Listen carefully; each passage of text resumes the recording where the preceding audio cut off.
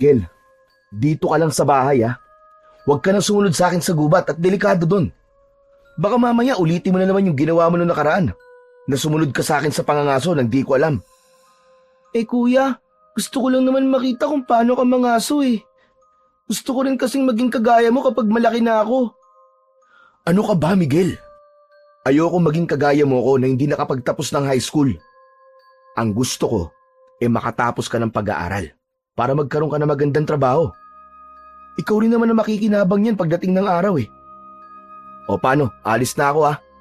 Isarado mo na lang ang mga pinto at bintana pag alis ko ah. Sige po kuya, mag-iingat ka po. Lumabas na si Amiros sa bahay nila at napansin niyang bilog na bilog ang buwan ng gabing yun. May dala siyang itak na nakasukbit sa kaluban na nasa kanyang bewang. May dala rin siyang pana na ang mga palaso ay nasa isang sisidlan sa kanyang likod. Hindi alintana ni Amiro ang kadiliman na bumabalot sa paligid dahil sanay na siya roon. Ang pangangaso ang bumubuhay sa kanya at sa kanyang kapatid na si Miguel. Ang mga nahuhuli niyang usa, baboy ramo at iba pang mailap na hayop ay dinadala niya sa palengke upang ipagbili. Kapalit ng konting pera na ginagamit nilang panggastos sa araw-araw. Wala na silang mga magulang. Parehas na namatay ang nanay at tatay nila nang lumubog ang barkong sinasakyan ng mga yon pauwi sa probinsya. Bagamat hindi nakapagtapos ng pag-aaral, ay nagsumikap si Amiro upang matiyak na makakapagtapos ng kolehiyo ang kapatid niyang nakakabatang si Miguel. Ayaw niyang maging kagaya niya si Miguel, na dahil hindi nakapagtapos ng pag-aaral, ay pinili na lamang na maging isang mangangaso. Makalipas ang ilang sandali, ay narating na ni Amiro ang kagubatan na nasa dulong bahagi ng kanilang baryo. Sinikap niyang hindi makalikha ng ingay habang iniiwasan ang mga tuyong sanga at dahon sa kanyang dinadaanan. Ang malamig na hangin ng gabi ay dumadampi sa kanyang balat, kasabay ng tunog ng mga kuliglig at huni ng mga ibong gising sa gabi. Sanay na si Amiro sa ganong eksena. Ang katahimikan ng gubat ay isang bagay na kumakalma sa kanya. Bagaman at batid niyang puno rin ang lugar na yon ng panganib. Maya-maya pa, may narinig siyang mahihinang kaluskos sa kanyang unahan. Dahan-dahan siyang lumapit at sumilip sa pagitan ng mga dahon ng isang makapal na halaman. Nakita niya ang isang malaking baboy ramo na abala sa paghuhukay ng lupa na waring naghahanap ng pagkain. Agad niyang hinugot ang isang palaso. Itinutok niya yun sa hayop at inihanda ang sarili sa pagbitaw sa tali. Subalit bago pa man niya pakawalan ang palaso, ay may lumapit sa malaking baboy ramo na 3 maliliit na biik. Napasinghap si Amiro. Bumigat ang kanyang dibdib habang nakatingin sa magiinang baboy ramo. Kung papatayin niya ang baboy ramo, naisip niya na kawawa naman ang mga anak nito. Kaya marahan niyang inalis ang palaso mula sa pana at ibinalik yun sa kanyang sisidlan, sa kanyang likod. Luminga si Amiro sa paligid at nagdesisyong humanap na lamang ng ibang hayop na pwede niyang hulihin. Naglakad siyang muli at sinuong ang mas madilim na bahagi ng kagubatan hanggang sa may malakas na liwanag ng flashlight na tumama sa kanyang muka. Napapikit siya saglit at nang idilat niya ang kanyang mga mata, ay nakita niya ang isang pamilyar na figura. Si Kapitan Renato, nakasama ang 3 tanod na may dalang mga baril. Si Kapitan Renato ay isang matikas at matipunong lalaki na nasa edad 40 anyos. Kilala ito sa kanilang baryo bilang isang mayabang ngunit mahusay na pinuno. Lagi itong nakasuot ng maayos na damit kahit nasa gubat. Naglakad si Kapitan Renato papunta kay Amiro at huminto sa kanyang harapan. Ano na naman ang ginagawa mo rito, Amiro? Hindi ba sinabi ko nang Huwag kang mangangaso dito sa gubat, lalo na kung gabi. Magandang gabi po, Kapitan Renato. Pasensya na po. Pero mas biyasa po kasi ako sa pangangaso sa gabi kaysa po sa umaga. Alam mo namang may malaking buhayang pag-alagala rito, di ba? Gusto mo bang ikaw ang sunod na makita namin pera-peraso katawan? Pabihira ka. Hindi ka ba natatakot sa mga nauna nang naging biktima ni Lagim? Kaya ko naman pong alagaan at ipagtanggol ang sarili ko, Kapitan. Wala po kayong dapat na ipag-alala sa akin. Tsaka isa pa po, kabisado ko na po tong gubat eh. Wala akong pakialam kung kabisado mo o hindi ang bawat sulok nitong gubat. Aba, Amiro, bilang bahagi ka na nasasakupan kong lugar, ay tungkulin kong protektahan ka. Pero kung hindi ka naman pagsasabihan, bahala ka na sa buhay mo. Basta, kapag nadisgrasya ka, hindi ko na yung kargo. Huwag mo sabihin na hindi kita binalaan, Amiro. Saglit na nagkatitigan ang dalawa. Alam ni Amiro na hindi siya gustong ipahamak ni Kapitan. Ngunit batid din niyang hindi ito nagmamalasakit sa kanya, kundi iniingatan lamang nito ang reputasyon nito bilang pinuno ng baryo. Naiintindihan ko naman po kayo, Kapitan. Maraming salamat po sa inyong pag-aalala. Hindi na sumagot si Kapitan Renato. Ibinaba nito ang flashlight at nagbigay ng hudyat sa mga kasamahan nito na tanod na magpatuloy na sa paglalakad. Tahimik na lumayo sina Kapitan Renato at naiwan si Amiro sa madilim na bahagi ng kagubatan. Huminga siya ng malalim at muling inihanda ang sarili. Wala siyang balak umalis o sundin ang sinabi ng kanilang kapitan. Hindi siya basta-basta susunod sa utos ng isang taong hindi naman tunay na nagmamalasakit sa kapwa nito. Papasikat na ang araw nang lumabas si Amiro sa gubat habang may nakasampay na baboy ramo sa kanyang balikat. Wala pa ring katao-tao sa labas habang naglalakad siya patungo sa palengke kung saan niya ibibenta ang kanyang nahuli. Pagdating ni Amiro sa palengke, ay pinuntahan niya ang pwesto ni Mang Isko na isang matandang tindero ng karne na siyang laging bumibili ng kanyang mga nahuhuli. Napangiti naman si Mang Isko nang makita ang dala niya at sinabi nito na malaking baboy ramo ang nahuli ni Amiro sa araw na yon. Matapos ang mabilisang pag-uusap, inabot ni Mang Isko ang napagkasunduan nilang halaga ng baboy ramo at agad namang kinuha iyon ni Amiro. Hindi na siya nagtagal doon at bumili na rin siya ng bigas, isda at gulay na siyang pagkain nila ng kapatid niyang si Miguel para sa araw na yon. Matapos makapamili, ay naglakad na siyang muli, pauwi sa kanilang bahay. Nang makarating sa kanilang bahay, maingat siyang kumatok.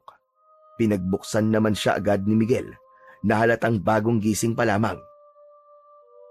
Kuya, kumusta ang pangangaso mo? Ayos naman, Miguel.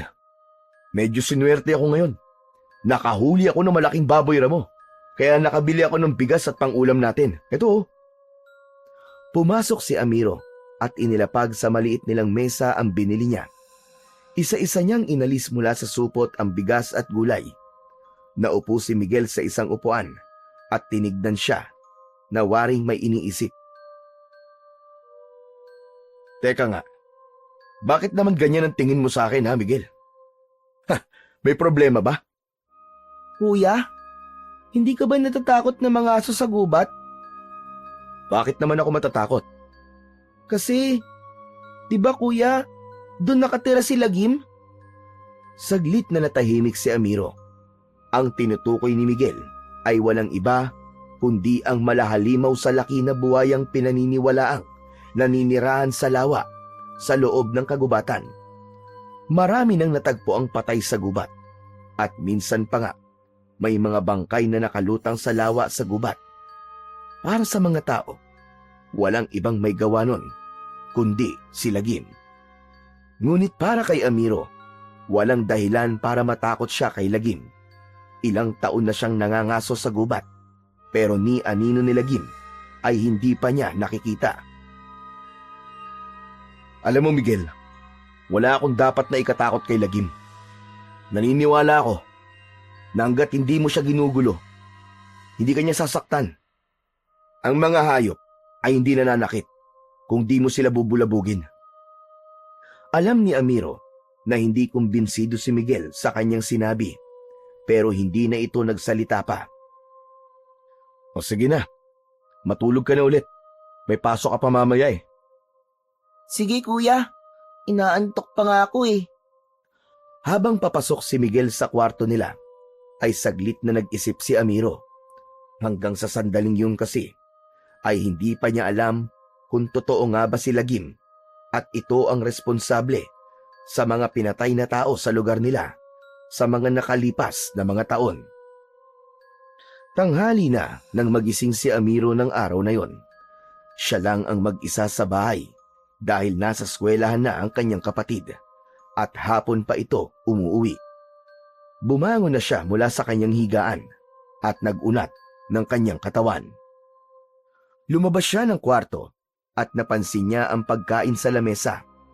Isang plato ng sinangag na may kasamang ulam na daing na bangus at pritong itlog. Napangiti siya. Alam niyang si Miguel ang naghanda nun bago ito umalis.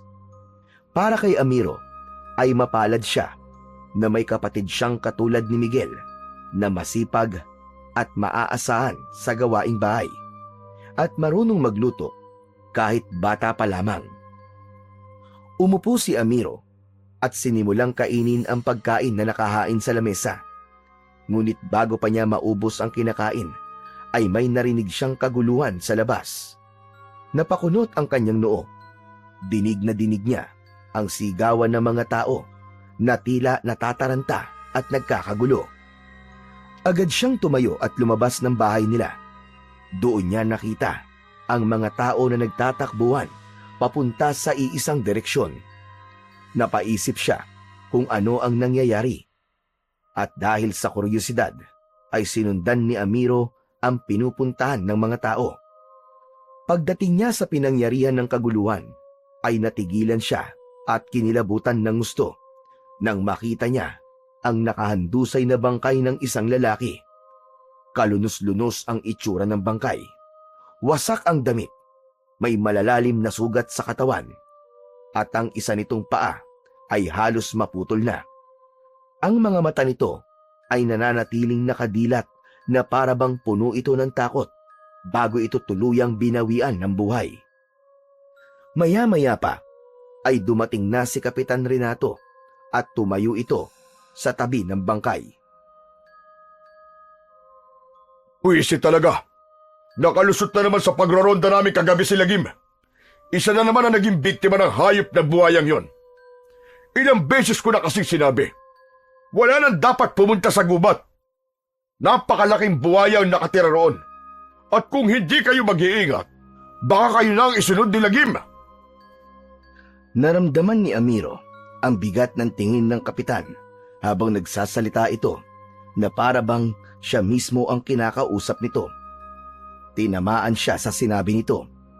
Hindi siya naniniwala sa mga kwento tungkol kay Lagim, pero hindi niya maitatanggi na may tao na namang namatay.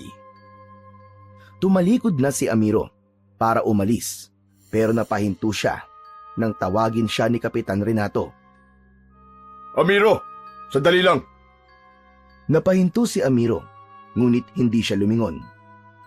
Magpasalamat ka at hindi ikaw ang naging biktima kagabi.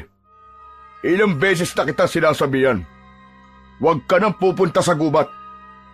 Huwag mong hintayin na ikaw ang susunod namin makikitang nakahandusay dito at wala ng buhay. Hindi sumagot si Amiro. Alam niyang wala siyang mapapala kung makikipagtalo pa siya sa kanilang kapitan. Tahimik siyang naglakad palayo at bumalik sa kanilang bahay. Ngunit sa kabila ng mga sinabi ni Kapitan Renato, sa kabila ng bangkay na nasa harapan niya kanina, ay sinabi niya sa kanyang sarili na magpupunta pa rin siya sa gubat upang mangaso dahil yun lamang ang tangi niyang ikinabubuhay. Nang malapit nang umuwi si Miguel sa eskwelahan, ay nagsimula ng magluto ng hapunan si Amiro. Sinigang na baboy ang niluto niya dahil paborito nila yung magkapatid, lalo na kung may sawsawang patis na pinigaan ng kalamansi at sili. Makalipas lamang ang ilang sandali, ay bumukas na ang pinto at pumasok si Miguel na may nakasukbit na bag sa kanyang likuran. Lumapit ito sa kanya upang tignan ang kanyang niluluto. Wow! Sinigang na baboy! Mapaparami na naman ang kain natin yan, kuya. Sinabi mo pa. O ano, kumusta pala ang pagpasok mo sa eskwelahan? Ayos lang naman po, kuya. Nag-long test po kami kanina sa math tapos na-perfect ko po. Ako nga lang po ang perfect sa amin eh. Ayos. Napakatalino mo talaga, Miguel. Ipagpatuloy mo lang yan, ha? Para kapag mataas ang grado mo, kapag graduate ka, ay makakakuha ka ng scholarship sa kolehiyo. Huwag ka mag-alala, kuya. Pinagbubuti ko naman po ang pag-aaral ko. Pero, maiba ako, kuya. Totoo bang may nabiktima na naman si Lagim? Biglang natigilan si Amiro sa paghahalo ng sabaw ng sinigang. Tumingin siya kay Miguel at marahang tumango. Oo, Miguel. Isang lalaki na tagpo ang patay sa bungad ng gubat kaninang umaga. Kuya, hindi kaya panahon na para huminto ka na sa pangangaso mo? Natatakot kasi ako para sa iyo, kuya eh. Baka isang araw, ikaw naman ang matagpuan naming patay dahil dun sa malaking buhaya sa gubat. Ayoko pong mangyari yun, kuya. Nakita ni Amiro ang labis na pag-aalala sa muka ni Miguel. Inilapag niya ang sandok sa ibabaw ng plato at saka marahang tinapik ang balikat ng kapatid. Miguel, alam ko nag-aalala ka para sa akin. Pero hindi ako pwedeng huminto sa ginagawa ko. Ang pangangaso lang ang bumubuhay sa atin. Kung titigil ako, paano tayo kakain? Paano ka makapag-aaral? Napayuko si Miguel at hindi nakasagot. Saka lang siguro ko hihinto, Miguel. Kapag nakatapos ka na ng pag-aaral mo. O kung may magandang trabaho akong mahanap. Pero sa ngayon, wala akong ibang alam na paraan para kumita ng pera kundi ang pangangaso lang. Pero nangangako ko sa'yo na mag-iingat ako palagi. Hindi ako papayag na may mangyaring masama sa akin. Kasi ayokong maiwan ka mag-isa. Marahang tumango si Miguel, pero alam ni Amiro na hindi niya napawi ang takot ng kanyang kapatid. Ang totoo, maging si Amiro ay takot din na may masamang mangyari sa kanya sa gubat. Alam niyang maaaring tama si Miguel na baka isang araw siya naman ang sunod na magiging biktima ni Lagim. Pero alam niya ring kailangan niyang lakasan ang kanyang loob kung gusto niyang mabuhay silang magkapatid. Nang mga sumunod na araw, ay halos magkakasunod ang natatagpuang mga bangkay sa lugar ni na Amiro. Lahat ng bangkay ay kalunos-lunos ang sinapit. Hindi na makilala ang mga yon dahil halos luray-luray na ang katawan ng mga yon na para bang nilapa ang mga yon ng isang mabangis na halimaw. Walang ibang sinisi ang mga tao kundi si Lagim, ang dambuhalang buwayang pinaniniwalaang naninirahan sa lawa sa gitna ng gubat. Lalong lumakas ang takot at pangamba sa buong baryo. Walang sino man ang nangahas na lumapit sa gubat, lalo na kapag palubog na ang araw. Naging maigpit ang utos ni Kapitan Renato na bawal nang pumasok ang kahit na sino sa gubat. Sa kabila ng lahat ng hindi magagandang nangyayari, ay patuloy pa rin si Amiro sa kanyang pangangaso. Para sa kanya, wala siyang ibang pagpipilian kung hindi ang ituloy ang bagay kung saan siya kumikita ng pera. Kailangan nilang mabuhay ni Miguel. Kailangan niyang may maihain sa hapagkainan sa araw-araw. Habang ang lahat ay takot na takot sa gubat, ay si Amiro lamang ang tanging nangahas na magtungo roon. Isang umaga, habang naglalakad si Amiro patungo sa palengke, ay napansin niyang may pagtitipon sa plaza. Lumapit siya upang malaman kung para saan ang pagtitipon na yon, at nakita niya si Kapitan Renato na nakatayo sa unahan at nagsasalita. Nanatili muna siya roon upang pakinggan ang sinasabi ng kanilang kapitan. Kailangan natin mag-ingat lahat. Hindi na lang sa gubat nananatili si Lagim. Mukhang pati mismo sa baryo natin ay umaatake na siya. Ilang buhay na ang nawala. At hindi tayo titigil hanggat hindi natin siya napapatay. Nagpalakpakan ang mga tao. Ramdam ni Amiro na umasa at naniwala ang lahat sa sinabi ng kanilang kapitan. May ilan pang sumigaw ng pagsang-ayon, habang ang iba naman ay may takot sa kanilang mga muka. Tumalikod na si Amiro at nagpatuloy sa kanyang paglalakad. Ngunit sa kabila ng sigaw ng mga tao at ang pangako ni Kapitan Renato, ay may bumabagabag sa kanyang isipan. Hindi niya maintindihan, ngunit parang may ibang dahilan si Kapitan Renato sa pagnanais nito na mapatay si Lagim. Kinagabihan, habang abala si Amiro sa paghahanda ng kanyang mga gamit para sa kanyang pangangaso, ay narinig niya ang pagsigaw ni Miguel. Bigla na lang itong nagising sa mahimbing nitong pagtulog. Lumingon siya at nakita niyang namumutla at nanginginig ang kanyang kapatid. Lumapit siya rito at marahang tinapik ang balikat ng kapatid. Miguel, nanaginip ka na naman ba ng masama? Ayos ka lang ba? Hindi agad nakasagot si Miguel. Basang-basa ang noo nito sa pawis at parang hindi nito kayang ipaliwanag ang nakita nito sa kanyang panaginip. Miguel, kung ano man ang napanaginipan mo, panaginip lang yun. Hindi yun mangyayari. Nagtaka si Amiro nang mahigpit na hinawakan ni Miguel ang kanyang braso at tinignan siya nito ng malalim. Kuya, mangangaso ka ba ngayong gabi? Oo. Bakit mo na itanong? Kuya, wag kang umalis. Napanaginipan ko na hinahabol ka ng halimaw sa gubat at pinatay ka niya. Miguel, tulad ng sinabi ko sa iyo, panaginip lang yun. Ang panaginip ay kabaligtaran ng mangyayari sa totoong buhay. Kuya, hindi kaya ang halimaw sa panaginip ko ay si Lagim? Hindi kaya siya ang papatay sa'yo? Napakurap si Amiro. Alam niyang marami nang naging biktima ang sinasabing dambuhalang buhaya. Pero sa loob ng maraming taon, ni anino nito ay hindi pa niya nakita. Huwag kang mag-alala, Miguel. Hindi naman ako nagtutungo sa lawa kung saan sinasabing nakatira si Lagim eh. Wala kang dapat ipag-alala. Hindi pa ako mamamatay. Kahit alam ni Amiro na hindi nawala ang kaba at takot ni Miguel sa mga sinabi niya, ay nagpatuloy pa rin siya sa kanyang paghahanda.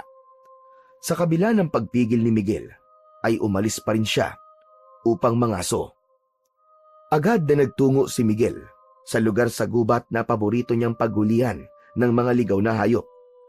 Umaambon ng gabing yon, pero hindi yun naging hadlang sa kagustuhan niyang makahuli ng hayop na maibibenta niya sa palengke. Mahigpit niyang hawak ang kanyang pana at palaso habang dahan-dahang naglalakad. Ilang sandali pa ay may narinig siyang mahihinang kaluskos sa kanyang kaliwa. Huminto siya at sinundan ang tunog ng ingay. Sa pagitan ng mga puno, nakita niya ang isang napakalaking baboy ramo na may mahahabang pangil at makapal na balahibo. Marahan siyang yumuko at iniangat ang kanyang pana. Itinutok niya sa baboy ramo ang palaso. Laking gulat naman ni Amiro nang mula sa kanyang harapan ay sumulpot ang isang nilalang na may matutulis na kuko at ngipin. Ang mga mata nito ay pulang-pula na parang bola ng apoy. Nang hilakbot si Amiro ng kanyang napagtanto na isang aswang ang nasa kanyang harapan. Biglang sumugod ang aswang at mabilis siya nitong kinalmot sa kanyang braso. Napangiwi siya ng dahil sa sakit, kasabay ng pagdaloy ng dugo sa sugat na nilikha ng matutulis na kuko ng aswang. Mabilis na tumakbo si Amiro palayo. Hindi niya na naisip kung saan siya patungo. Ang tanging mahalaga sa kanya ay ang makalayo sa aswang na patuloy na humahabol sa kanya. Tulong! Tulungan niyo ako! Tulong! Ngunit sa pagmamadali niya ay nadulas siya sa isang ugat at bumagsak siya ng malakas sa lupa. Agad niyang sinubukang bumangon, ngunit nakita niyang papalapit na ang aswang. Bakas sa mukha ng aswang ang labis na gutom. Wag! Wag maawa ka! Wag mo akong papatayin! Inakala ni Amiro na yun na ang kanyang katapusan. Napapikit siya at hinintay ang maras na pag-atake ng aswang sa kanya. Ngunit isang malakas na dagundong ang umalingaw-ngaw sa gubat. Kasabay noon ay ang biglang pagsigaw ng aswang. Pagmulat ni Amiro, nakita niyang may isang dambuhalang buhaya na lumabas mula sa masukal na bahagi ng gubat. Sa isang iglap, sinunggaban nito ang aswang gamit ang malaki at malakas nitong bibig.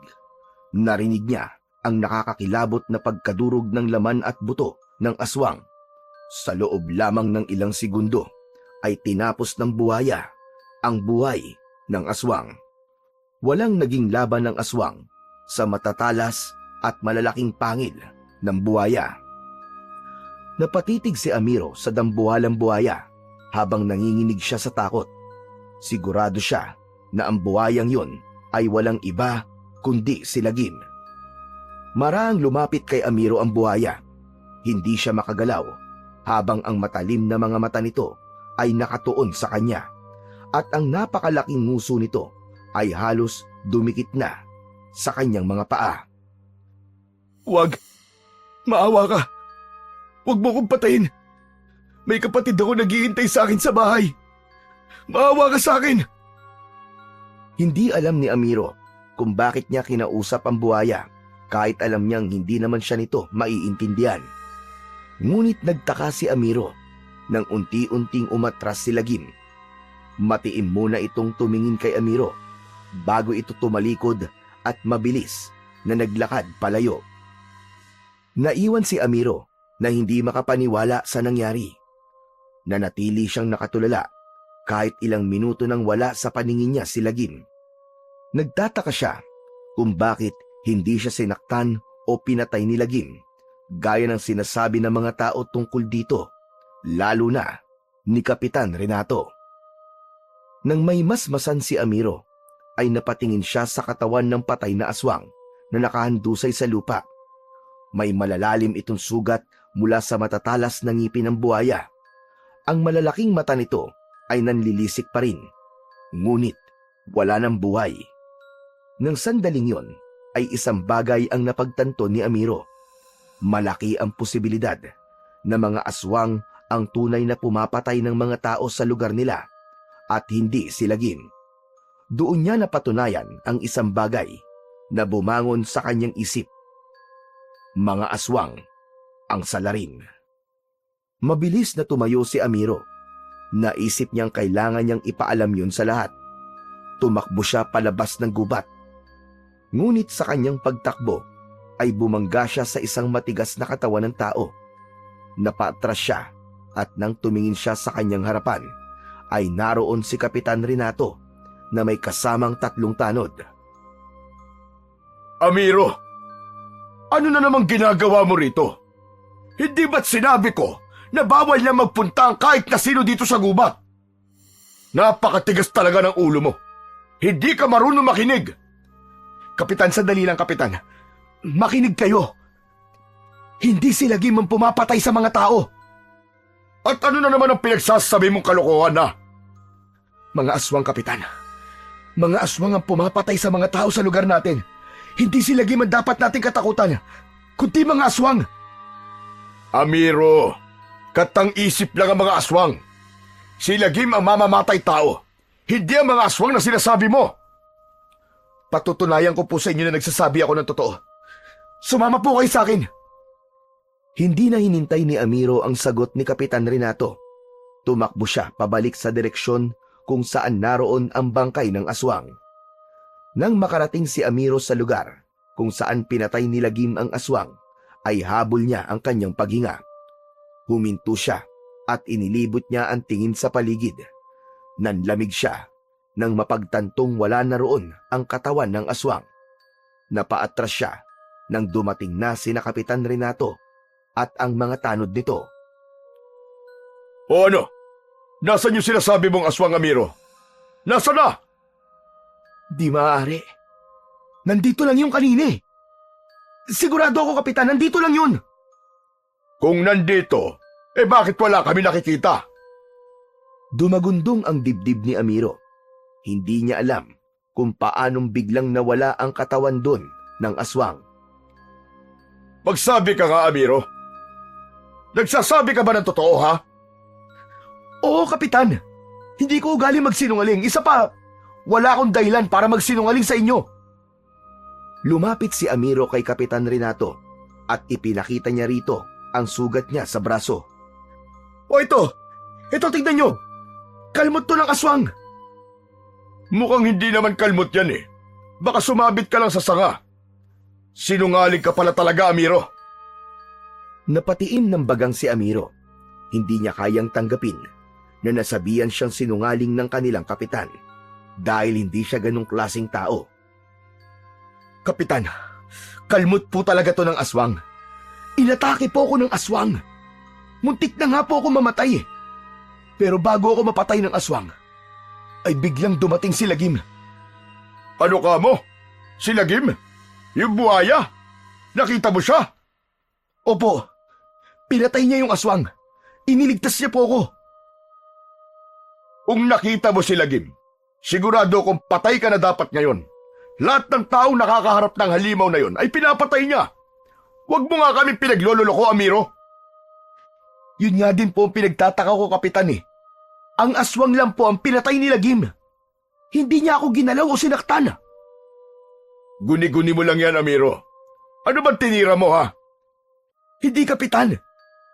Baka hindi talaga si Lagim ang pumapatay sa mga tao sa lugar na to. Ang mga aswang ang pumapatay sa kanila. Maniwala po kayo sa akin. Hindi agad nagsalita si Kapitan Renato. Humakbang ito papalapit kay Amiro at matiim siyang tinignan. Amiro, umamin ka nga sa akin. Gumagamit ka ba ng droga? Kapitan, hindi ako gumagamit ng kahit na anong ipinagbabawal na gamot. Alam kong walang mabuting maidudulot yun sa akin. Kaya bakit ako gagamit nun? Bakit ko magsalita kay para kang bangag? Aswang? Iniligtas ka ni Lagim? Aba, ano bang pinagsasasabi mo? Totoo po ang sinasabi ko, Kapitan. Hindi si Lagim ang pumapatay sa mga tao sa lugar natin. Kalokohan! Si Lagim ang may gawa ng lahat ng patayan dito sa lugar natin. At kung totoong nakita mo siya, dapat patay ka na talaga ngayon. Huwag mo kami pinaglololoko. Maniwala naman kayo sa akin, Kapitan. Hindi po ako nagsisinungaling. Okay, tama na yan, Amiro. Sige na, umuwi ka na at magpahinga. O kaya kumain ka at baka gutom lang yan. Kaya kung ano-ano nakikita mo. Sabi nang umuwi ka na eh. Gusto mo bang ikulong ka namin sa barangay, ha? Natahimik si Amiro. Natakot siya na baka totohanin ni Kapitan Renato ang huli nitong sinabi. At isa pa, Amiro, kapag ipinagkalat mo ang kasinungalingan yan sa mga tao, palalayasin kita at ang kapatid mo dito sa baryo. Ayokong dagdagan mo pa ang takot ng mga tao, Amiro. Nagkakaintindihan ba tayo? Napalunok si Amiro at napilitan siyang tumango. Wala siyang nagawa kundi maglakad palabas ng gubat, kesa naman makulong pa siya. Tahimik na naglalakad si Amiro pauwi. Paulit-ulit niyang iniisip ang lahat ng nangyari sa gubat ng gabing yun. Napabuntong hininga siya habang papalapit siya sa bahay nila.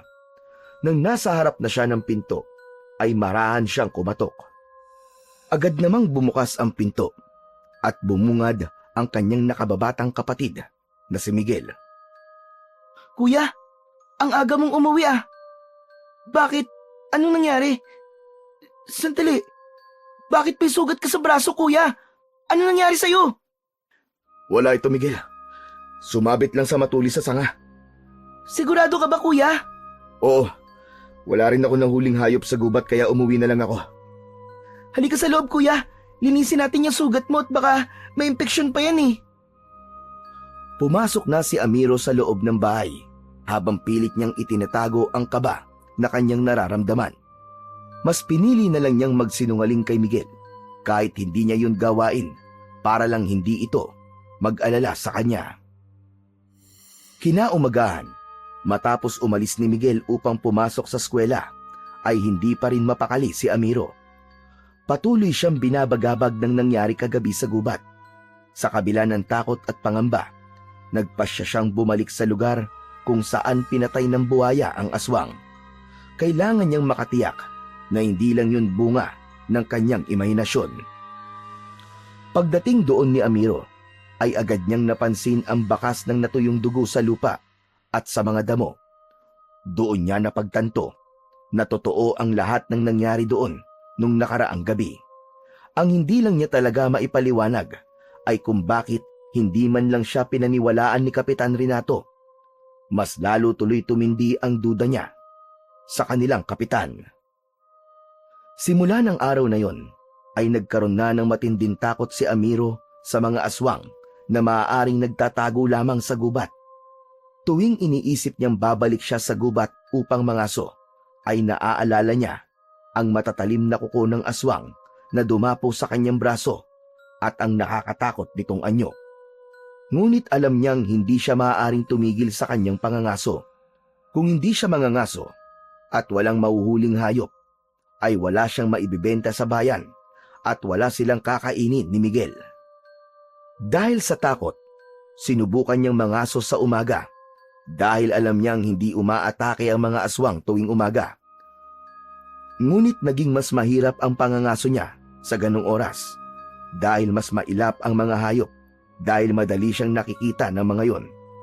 Kaya nagdesisyon siya na kailangan niyang bumalik sa pangangaso tuwing gabi dahil kung hindi, ay magugutom silang magkapatid. Isang gabi, tahimik na kumakain sina Amiro at Miguel. Tanging ang tunog ng kutsara at pinggan ang pumupuno sa maliit nilang tahanan. Ngunit hindi nagtagal, ay binali ni Miguel ang katahimikan. Kuya, bakit hindi na kita nakikitang umaalis sa gabi para mangaso? Nagpapahinga lang ako, Miguel. Babalik din ako sa pangangaso pag gumaling na tong sugat ko sa braso. Ang akala ko po kasi, huminto ka na dahil natatakot ka po kay Lagim. Hindi sumagot si Amiro, pero sa isip niya, alam niyang hindi si Lagim ang dapat niyang katakutan. Ang tunay na banta sa kanilang lugar ay ang mga aswang. Sigurado siya na ang mga yun ang pumapatay sa mga tao sa kanilang baryo at hindi ang dambuhalang buhaya na si Lagim. At sa sandaling yon, isang ideya ang biglang pumasok sa isip niya para makapangaso ulit siya sa gabi. Pagsapit ng hapon, ay tahimik na naglakad si Amiro patungo sa bahay ni Lolo Waldo, ang kilalang albularyo at antingero sa kanilang baryo. Kilala ito sa paggawa ng mga agimat at paggamot sa mga sakit na hindi maipaliwanag ng mga doktor. Huminto si Amiro sa tapat ng bahay ni Lolo Waldo na isang lumang kubo na napapaligiran ng matataas na halaman at mga boteng nakasabit sa paligid. May kakaibang amoy ng insenso at tuyong dahon na sumalubong sa ilong ni Amiro. Huminga siya ng malalim bago kumatok sa pinto. Lolo Waldo? Tao po? Lolo Waldo? Si Amiro po ito. Abay, pumasok ka, Amiro. Bukas yan, pasok. Dahan-dahang itinulak ni Amiro ang pinto at saka siya pumasok. Sa loob, nakita niya ang matanda na nakaupo sa isang lumang upuan habang may hawak na kahoy na baston. Merong mga bote ng langis, pinatuyong ugat at iba't ibang uri ng anting-anting na nakasabit sa dingding. Tinignan siya ni Lolo Waldo mula ulo hanggang paa na para bang sinusuri siya nito. Ano sadya mo rito, Amiro? May itatanong lang po sana ako sa inyo, Lolo Waldo. Huwag ka na magpaligoy-ligoy pa. Sige na, sabihin mo na kagad sa akin dahil ako albularyo at hindi ako manghuhula. Lolo Waldo, meron po ba kayong agimat na pangontra po sa aswang? Napataas ang kilay ng matanda at umayos ito ng pagkakaupo. Meron. Pero, saan mo naman gagamitin? Malamang po pangontra po sa aswang. Abat pilosopo ka. Bakit kailangan mo ng ganong klaseng agimat? Sabihin mo sa akin ang totoo.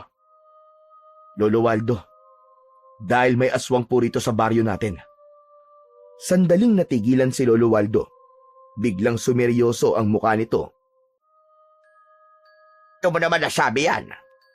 Dahil nakita ko po mismo, Lolo Waldo, nakita po mismo ng dalawang mga mata ko.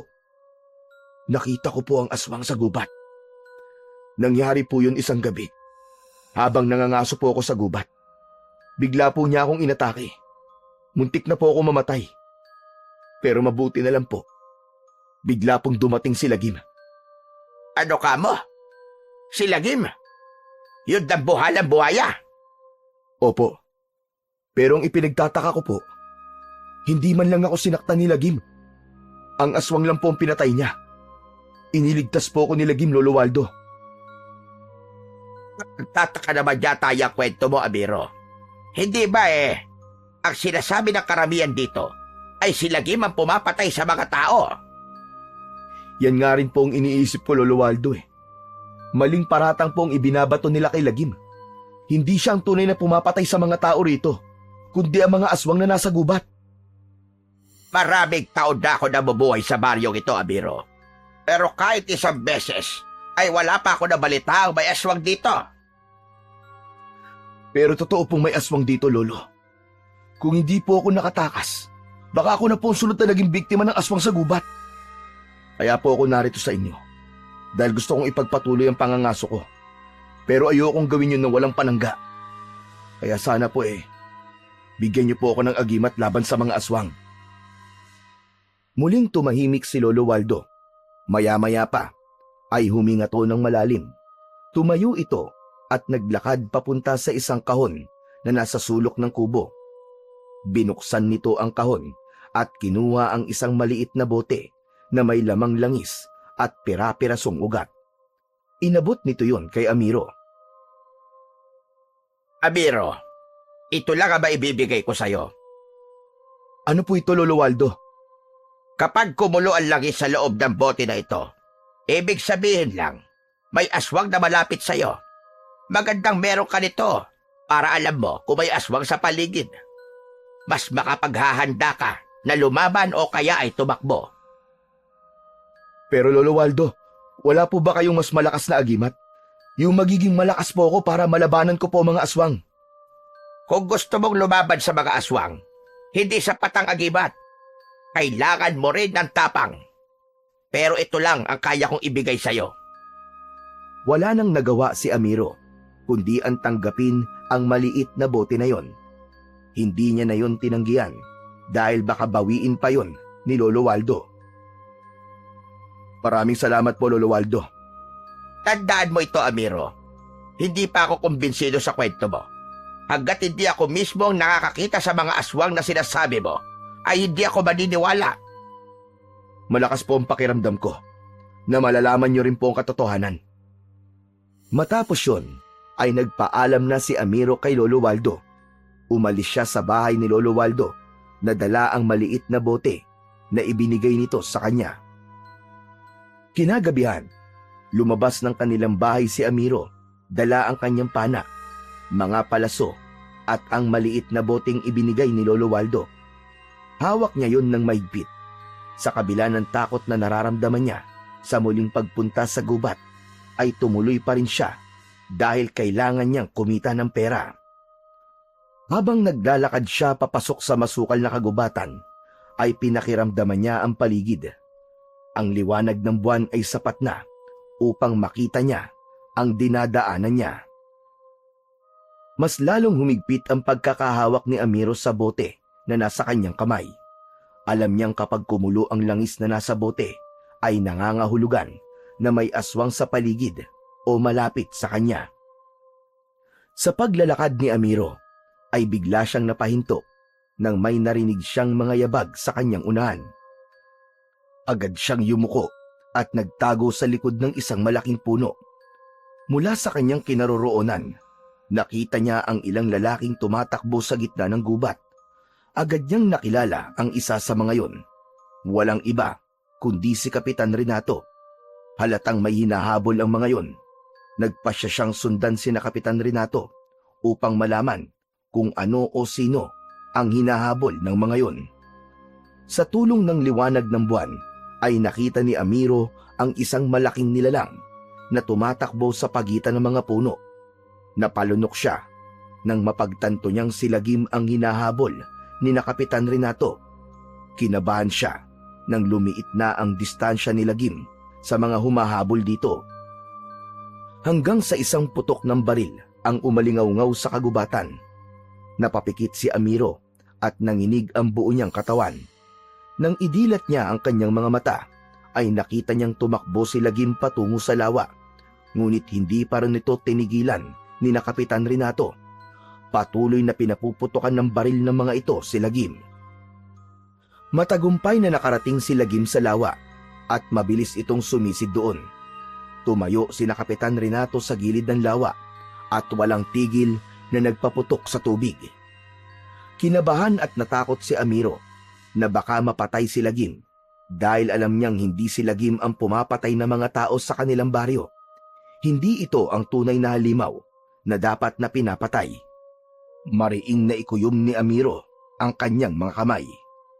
Patuloy pa rin sa pagpapaputok ng baril si na Kapitan Renato sa lawa. Sa pagkakataon na yon, naisip ni Amiro na hindi lang siya dapat manood. Kailangan may gawin siya upang mailigtas si Lagim. Mabilis na tumakbo si Amiro palayo sa lawa. Huminto siya at nagtago sa likod ng isang makapal na halaman. Huminga siya ng malalim at saka umangil ng malakas na parabang isa siyang mabangis na hayop. Nakita niyang huminto si na Kapitan Renato sa pagbaril sa lawa. Luminga ang mga ito sa paligid habang inaalam kung saan nanggagaling ang pag-angil na yon. Itinutok din ng mga yon ang hawak na baril sa iba't ibang direksyon. Napangiti si Amiro nang makita niyang umalis si na Kapitan Renato sa tabi ng lawa upang hanapin ang pinagmumulan ng pag-angil. Nang mawala na ang mga yon, ay agad na lumapit si Amiro sa gilid ng lawa. Bahagya siyang yumukod habang pilit na hinahanap si Lagim sa malabong tubig. Lagim? Lagim? Lagim, nandito ako para tulungan ka. Lagim, magpakita ka sa akin.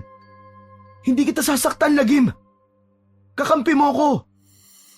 Mula sa tubig ng lawa ay unti-unting lumutang ang malaking ulo ni Lagim at nagtagpo ang kanilang mga mata. Kahit nanginginig ang tuhod ni Amiro dahil sa takot, ay hindi siya umatras. Nakita niyang hindi galit ang tingin ng buhaya sa kanya.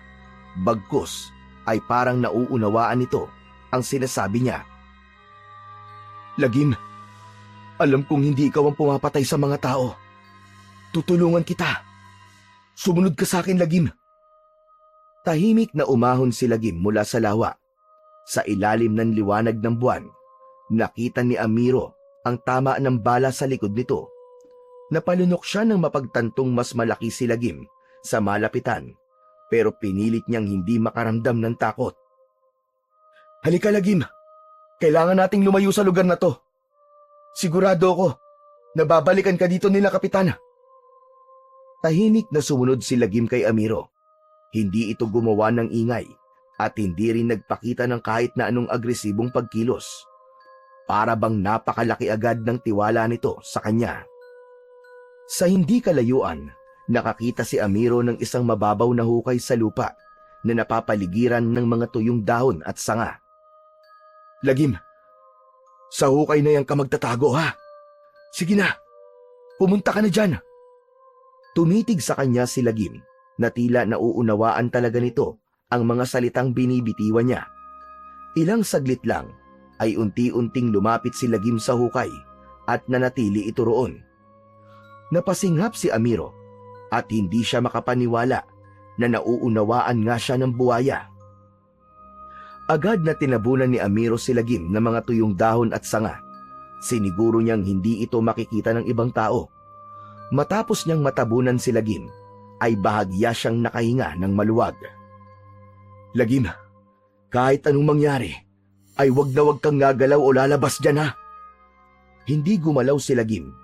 Naramdaman ni Amiro na hindi isang mabangis na halimaw si Lagim, kundi isang nilalang na katulad niya ay nais lang na mabuhay.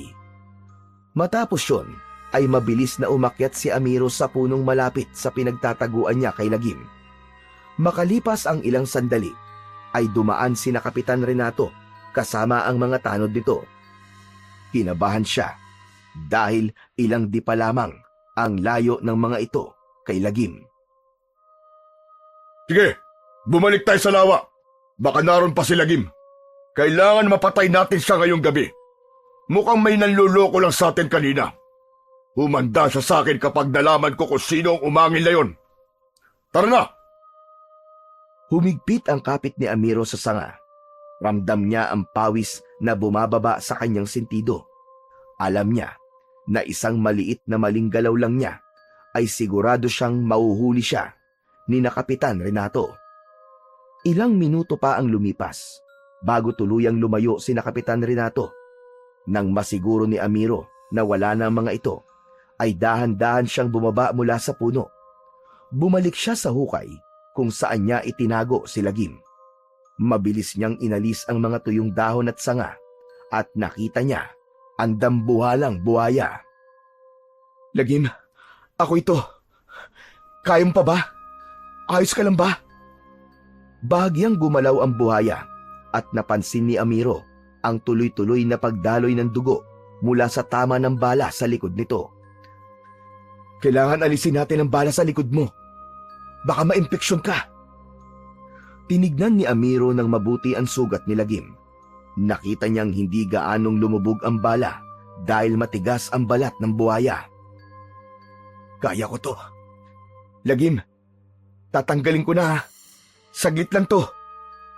Ipinasok niya ang isa niyang daliri sa sugat ni Lagim at sinubukang kunin ang nakabaon na bala. Ngunit biglang pumalag si Lagim at sumipa ang malalaking paa nito sa lupa.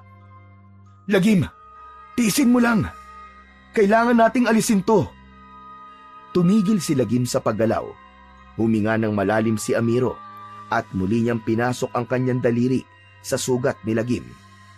Pinilit niyang alisin ang bala na nakabaon doon. Alam niyang nasasaktan si Lagim pero mas nanaig ang kagustuhan niyang tulungan ang buhaya. Hanggang sa matagumpay niyang naalis ang bala, napangiti ng malaki si Amiro at nagpasalamat siya sa Diyos. Nanlaki naman ang mga mata ni Amiro nang biglang humarap si Lagim sa kanya. Marahan itong ibinuka ang napakalaking bibig nito. Kitang-kita ni Amiro ang malalaking pangil ni Lagim. Lagim, anong gagawin mo? Kakainin mo ba ako? Nanlaki ang mga mata ni Amiro. Akala niya ay kakagatin siya nito. Pero napansin niyang nakabukas lang ang bibig nito at hindi gumagalaw.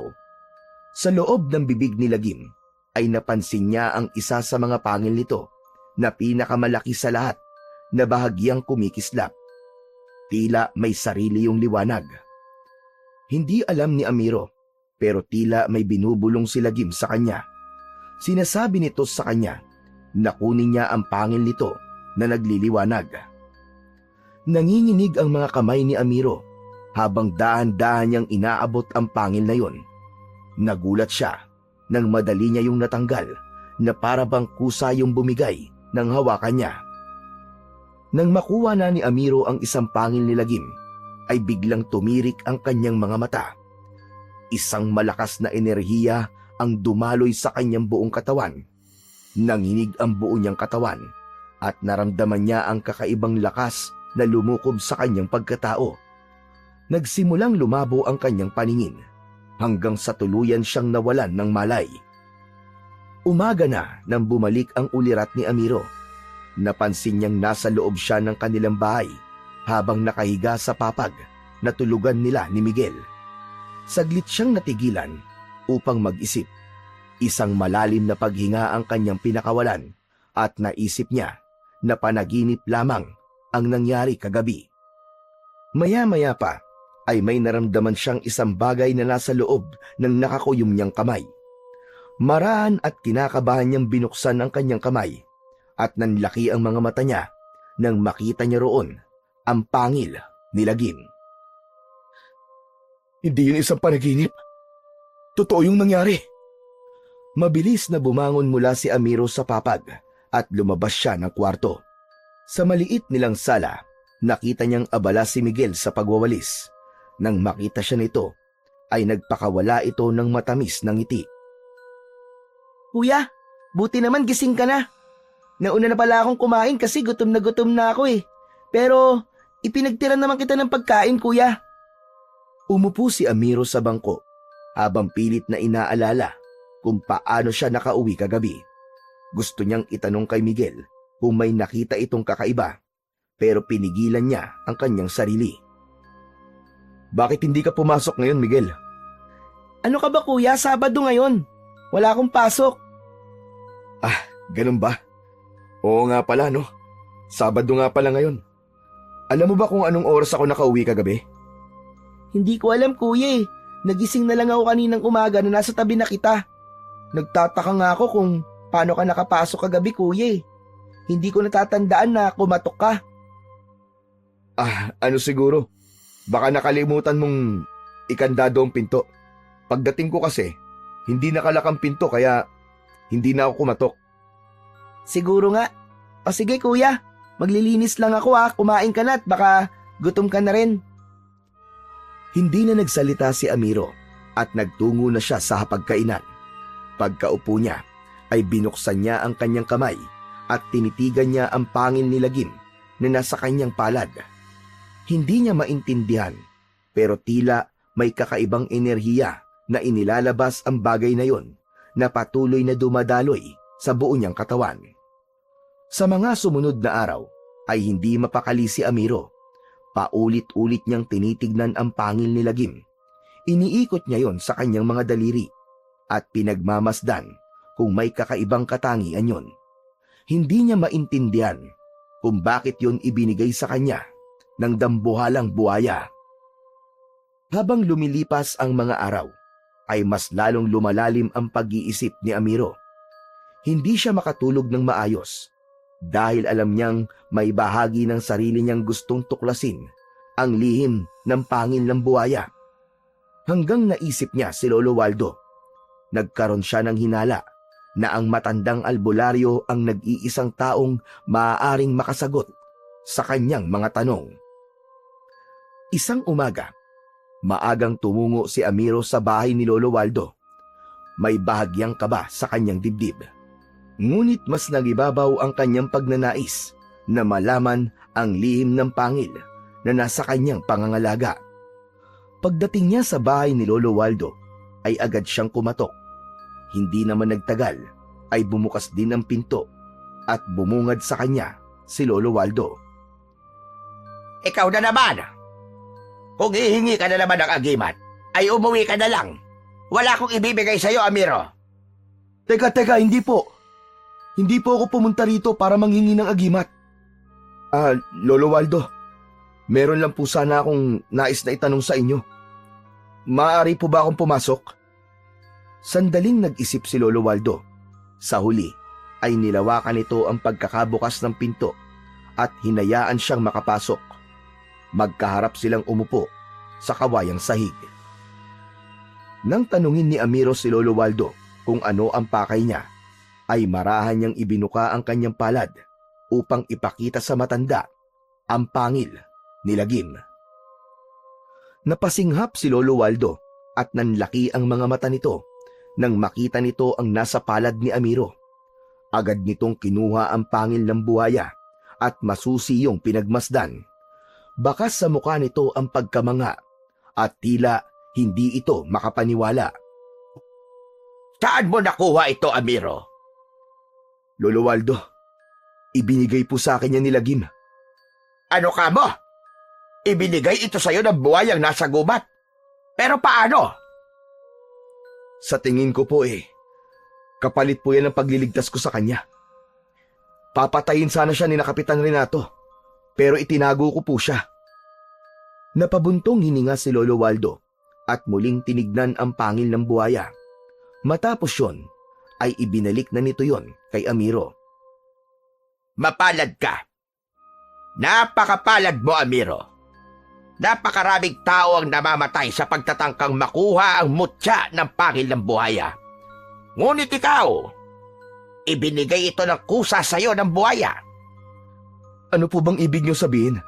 Tsaka, ano po ba talaga itong sinasabi niyong pangil ng buhaya? Hindi sumagot si Lolo Waldo. Sa halip, tumayo ito at nagtungo sa isang lumang aparador. May kinuha ito roon na isang lumang photo album. Muli itong umupo sa harapan ni Amiro at binuklat ang photo album.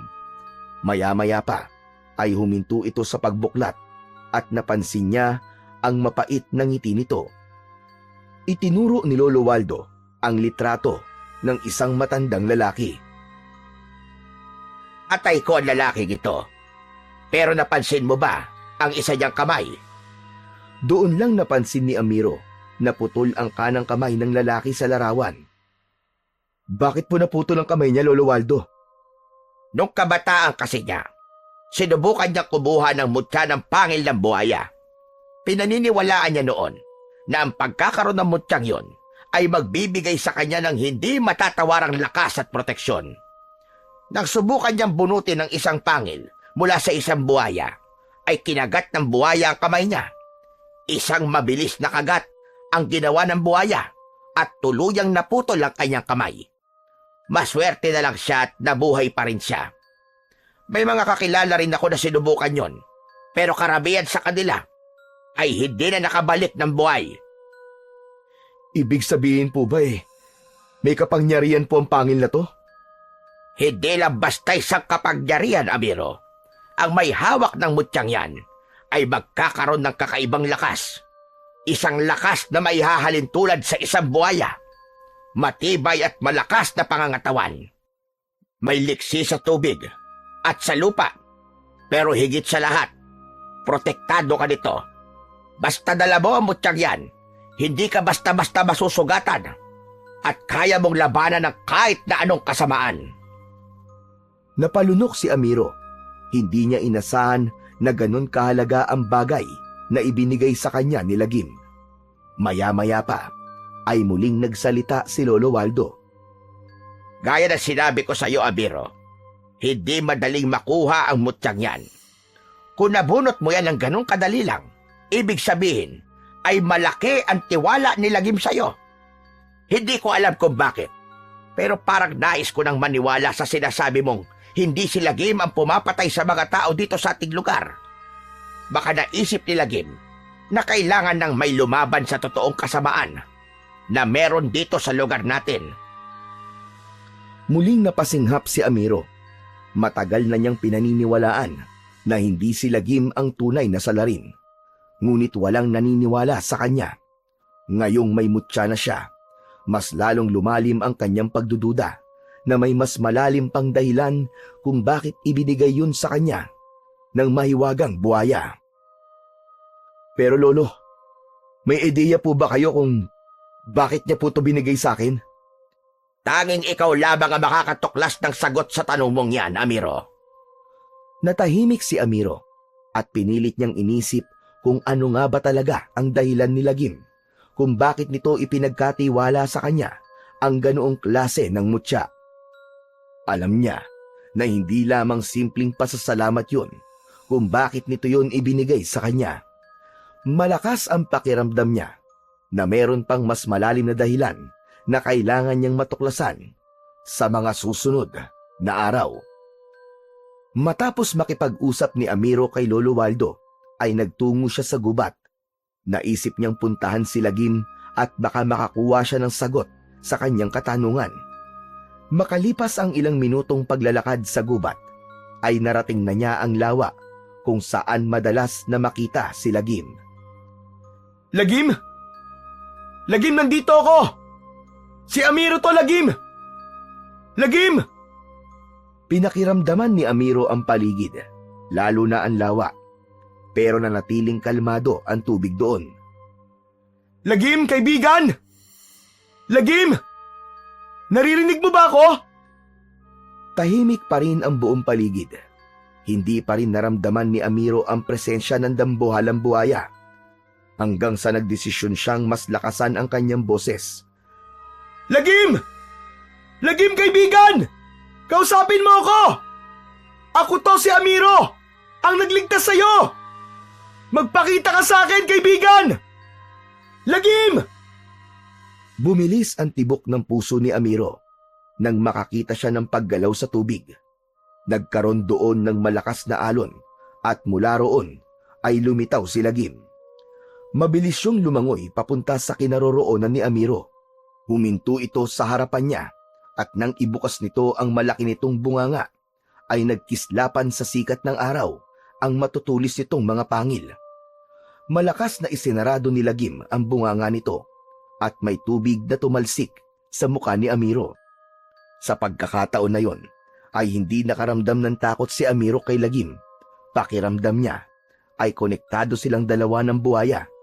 Para bang sa pamamagitan ng pagtingin nila sa mga mata ng isa't isa ay nagkakaunawaan na sila. Maraang inilabas ni Amiro mula sa kanyang bulsa ang mutya ng pangil ni Lagim. Napalunok siya bago muling tumingin sa dambuhalang buhaya. Kaibigang Lagim, maraming salamat at nagpakita ka sa akin, ha. Hindi ko pa rin alam kung bakit mo to ibinigay sa akin. Pero gusto kong malaman mo, nagagamitin ko ang mutyang ito sa kabutihan. Hindi lang dahil sa alam ko mabuti ka, kundi dahil yun ang nararapat. Nanatiling nakalutang sa tubig si Lagim habang nakatingin kay Amiro. Alam niya na naiintindihan nito ang sinasabi niya. Palang araw, mapapatunayan din natin sa lahat na hindi ikaw ang pumapatay ng mga tao rito, kundi ang mga aswang. Darating ang panahon na hindi ka na nila kakatakutan.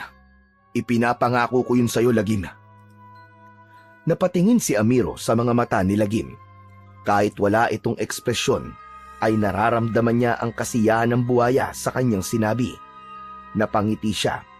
Lumuhod siya at marahan niyang tinapik ang ibabaw ng nguso ni Lagim at saka ito marahang lumubog sa tubig at lumangoy palayo. Kinabukasan ay maagang nagising si Amiro. Habang naghahanda ng agahan ay kinuha niya ang pangil ni Lagim sa kanyang bulsa at matiim yung tinignan. Mula nang ibigay yon ni Lagim sa kanya, pakiramdam niya ay may dala yung kakaibang lakas at proteksyon sa kanya. Hanggang isang ideya ang pumasok sa isip ni Amiro. Kumuha siya ng isang matibay na piraso ng itim na tali. Mahigpit niyang pinaikutan ng tali ang pangil at ginawa niya yung palawit. Isinuot niya yon sa kanyang leeg at naisip niya na tama ang kanyang ginawa upang hindi yun mawala sa kanya. Makalipas ang ilang sandali, ay nagising na si Miguel at nagsalo na silang magkapatid sa kanilang simpleng agahan. Kuya, ano yung nasa leeg mo? Ito bang kwintas? Napulot ko lang to sa gubat habang nangangaso ko. Kuya, pangil ba yan ng hayop? Oo, parang ganun na nga. Nagandahan ako kaya ginawa kong kwintas. Bagay naman sa akin, di ba? Bagay naman, kuya. Oo nga pala, kuya. Meron po kaming field trip sa susunod na buwan. Pwede po ba akong sumama? Aba, syempre naman. Alam mo, Miguel, hindi ko naranasan ang mga ganyang bagay nung nag-aaral pa ako. Kaya gusto kong ma-experience mo. Salamat, kuya. Magsasabi na po agad ako sa teacher namin na makakasama ako. Ngumiti si Amiro kay Miguel. Nakahinga siya ng maluwag dahil agad na nawala ang usapan nila sa pangil na nakasabit sa leeg niya. Medyo kinabahan siya dahil ang akala niya ay marami pang itatanong ang kanyang kapatid na si Miguel sa suot niyang kwintas. Sa gitna na mahimbing na pagtulog ni Amiro ng madaling araw na yon, ay bigla siyang nagising. Pakiramdam niya ay may malamig na hanging yumakap sa kanya at isang kakaibang pakiramdam ang gumapang sa kanyang katawan. Napapikit siya at may narinig siyang lalaking humihingi ng tulong. Hanggang may lumitaw na imahe sa utak niya. Isang lalaki ang mabilis na tumatakbo sa madilim na gubat habang hinahabol ng dalawang aswang. Agad na nagmulat ng mata si Amiro. Maingat siyang bumangon upang hindi magising ang kapatid niyang si Miguel na mahimbing na natutulog sa kanyang tabi. Kinuha niya ang kanyang pana at palaso at lumabas ng bahay. Malaki ang mga hakbang na tinahak niya ang daan papunta sa gubat. Nang makarating siya sa parte ng gubat na nakita niya sa kanyang isip kanina, ay nakita niya ang isang lalaking nakahandusay sa lupa at inaatake ng 2 aswang. Hindi na nagdalawang isip si Amiro. Itinutok niya ang kanyang pana at mabilis na pinakawalan ang isang palaso. Tumama yon sa balikat ng isang aswang, kaya napasigaw ito ng malakas nang dahil sa sakit. Agad na napalingon ang 2 aswang sa kanya habang nagliliyab sa galit ang mga mata ng mga yon. Magkasabay na sumugod ang mga aswang kay Amiro. Sinubukan niyang umatras pero masyadong mabilis ang mga ito. Bago pa siya makailag ay naramdaman na niya ang pagsayad ng mga matutulis na ngipin ng mga ito sa kanyang balat. Ang isa ay kinagat siya sa leeg, habang ang isa naman ay sa kanyang braso. Ngunit nagulat si Amiro nang wala siyang naramdamang sakit. Hindi rin niya naramdamang bumaon ang ngipin ng mga aswang sa balat niya. Maging ang mga aswang ay nagtaka nang alisin ng mga yon ang pagkakakagat kay Amiro. Napangisi si Amiro nang mapagtantong hindi siya tinablan ng kagat ng mga aswang dahil naging kasintigas ng balat ng buhaya ang balat niya nang dahil sa kanyang mutya. Sa pagkakataon na yon, isang kakaibang lakas ang dumaloy sa buong katawan ni Amiro. Mabilis niyang sinuntok ang isang aswang sa muka. Sinipa naman niya ang isa sa sikmura. Parehas na tumilapon ang 2. Mabilis niyang itinutok sa isang aswang ang kanyang pana at pinakawalan ang isang palaso. Pero mabilis siyang nakaiwas. Hanggang sa bumalik sa alaala ni Amiro ang ginawang pagtulong noon ni Lagim sa kanya. Sinubukan niyang tawagin ang pangalan ng buhaya. Ubod lakas niyang isinigaw ang pangalan ni Lagim. Hindi nagtagal ay isang nakakabinging dagundong ang pumuno sa buong kagubatan. Bahagyang yumanig ang lupa at sa isang iglap ay dumating si Lagim habang malaking nakabukas ang bibig nito. "Kaibigan Lagim! Dumating ka!" Mabilis na inatake ni Lagim ang isang aswang. Buong lakas nitong kinagat ang ulo ng aswang at sa isang iglap, naihiwalay ni Lagim ang ulo ng aswang sa katawan nito. Ang natitirang aswang naman ay sinubukang atakihin si Lagim, pero mabilis na hinampas ni Lagim ang aswang ng makapal at matigas nitong buntot. Lumipad sa ere ang aswang at sumalpok ito sa isang puno. Sumuka ng dugo ang aswang nang mapasandal ito sa puno. Nakita ni Amiro na yun na ang pagkakataon niya para patayin ang aswang. Itinutok niya rito ang kanyang pana at nagpakawala siya ng 2 magkakasunod na palaso. Tumama ang mga yon sa dibdib ng aswang na agad nitong ikinamatay. Tinignan ni Amiro si Lagim at tumitig din ito sa kanya. Mas lalo niyang naramdaman ang malakas na koneksyon nilang 2. Hindi nagtagal ay umalis na si Lagim. Nilapitan ni Amiro ang lalaking inatake ng mga aswang at nalaman niyang buhay pa ito ng kanya itong pulsuan. Binuhat niya ang lalaking walang malay at dinala sa kubo ni Lolo Waldo upang magamot ang mga sugat nito. Simula noon, hindi na lamang pangangaso ang ginagawa ni Amiro sa gubat. Tuwing sasapit ang dilim, ay umaalis siya sa kanilang bahay habang tangan ang kanyang pana at palaso. Nagpupunta siya sa mas masusukal na bahagi ng kagubatan upang hanapin at lipulin ang mga kampon ng kadiliman na aswang na patuloy na pumapatay ng mga tao sa kanilang bayan. Hindi lang simpleng pagtatanggol ang kanyang layunin dahil nais niyang tuluyang maubos ang mga aswang. Ngunit higit sa lahat, gusto niyang matuklasan kung saan nagkukuta ang mga aswang upang matapos na ang pananalasa ng mga aswang sa kanilang lugar. Sa bawat laban ni Amiro ay hindi siya kailanman naging mag-isa. Isang sigaw lamang niya sa pangalan ni Lagim ay agad itong dumarating upang tulungan siya. Sa paglipas ng mga araw, lalong tumibay ang kanilang koneksyon. Hindi lang bilang magkasangga, kundi bilang dalawang nilalang na may iisang mitiin. Sa tuwing tatapusin nila ang isang laban, hindi lang dugo ng mga aswang ang naiiwan sa lupa, kundi ang pangakong hindi sila titigil hanggat hindi naglalaho ang mga banta ng aswang sa kanilang lugar. Isang tahimik na madaling araw. Nakahiga si Amiro sa likod ni Lagim habang nakalutang ang buhaya sa gitna ng lawa. Ang malamig na simoy ng hangin ay banayad na dumadampi sa kanyang muka at ang liwanag ng bilog na buwan ay kumikislap sa ibabaw ng tubig. Lagim, salamat sa pagbibigay mo sa akin ng mutya mo Ang sarap pala talaga sa pakiramdam na makatulong sa mga tao at lumaban sa mga aswang. Bahagyang gumalaw si Lagim sa ilalim niya.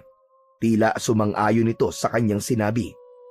Napangiti naman si Amiro at binagmasdan ang langit. Sigurado kung hindi magtatagal, ay mauubos din natin ang mga aswang sa gubat na to. Natigilan si Amiro nang may marinig siyang mahinang kaluskos sa gilid ng lawa. Agad siyang bumangon at nanlaki ang mga mata niya nang makita si Kapitan Renato na nakatayo sa gilid ng lawa habang nakatingin sa kanila ni Lagim. Sa isang kamay nito ay hawak nito ang isang baril. Kapitan Renato, ano pong ginagawa niyo rito? Ikaw ang dapat kong tanungin yan. Umalis ka riyan, Amiro. Lumayo ka sa buhayang yan. Hindi niyo po kailangan saktan si Lagim, Kapitan. Wala siyang ginagawang masama sa inyo. Tignan mo, hindi niya ako sinasaktan, mabait po siya. Maniwala po kayo sa akin, Kapitan. Kakampi po natin si Lagim. Anong walang ginawang masama? Nakalimutan mo na bang napakarami ng pinatay ng halimaw na yan? Umiling si Amiro at huminga ng malalim bago muling nagsalita. Hindi po si Lagim ang pumapatay sa mga tao, Kapitan. Ang mga aswang may kagagawa ng lahat ng yun. Ilang beses ko na po nakita na inatake nila ang mga tao. Ilang beses ko nang nakalaban ng mga aswang. Kung may dapat kayong tapusin, hindi si Lagim, kundi yung mga aswang. Maniwala naman po kayo sa akin, Kapitan.